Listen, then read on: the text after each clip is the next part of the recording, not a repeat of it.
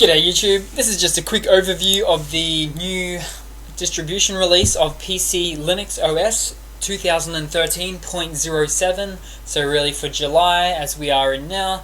To start off with, you might notice one thing about this. It's if you're a fan of the PCLinuxOS, I'm currently not running the actual KDE interface, the really flashy one. It's just what you would call GNOME Mate, or what I call GNOME Classic, that's tweaked to be a little bit more PCLinuxOS-ish. That's really wide and large up here.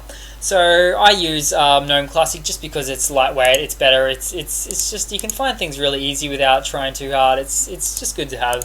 So moving on, now first of all, this is, as I said, a new release, and I'll just go over some of the specs. Now starting off, I believe it's a 3.4 kernel. Should be interesting if it was. Yep, there we go, 3.4.52, so it's not quite the 7s or the 8s or even the very recent 10 release to come out. And the reason why PCLinuxOS is doing this is because it's more stable. You don't want to jump ahead like Ubuntu is sometimes, even though that's not terribly unstable at all. Moving on, let's see, it comes loaded and packed with features. This is actually the 700 megabyte release, so there's not a great deal of stuff on here.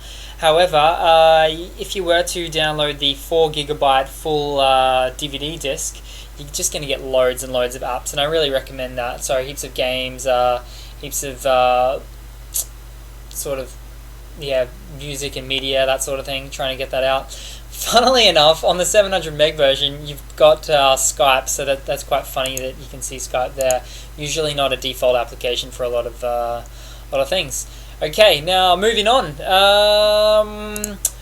We have, okay, now it's got 32-bit or 64-bit architectures. Now this is only really recent actually for PCLinuxOS. I believe in the past it was always just the 32-bitters, but now it's moved up to the 64-bit if you choose to have that architecture.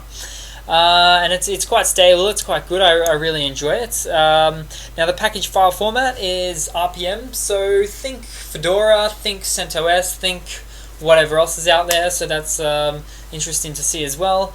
And the update method is apt, which might not mean much to most of you.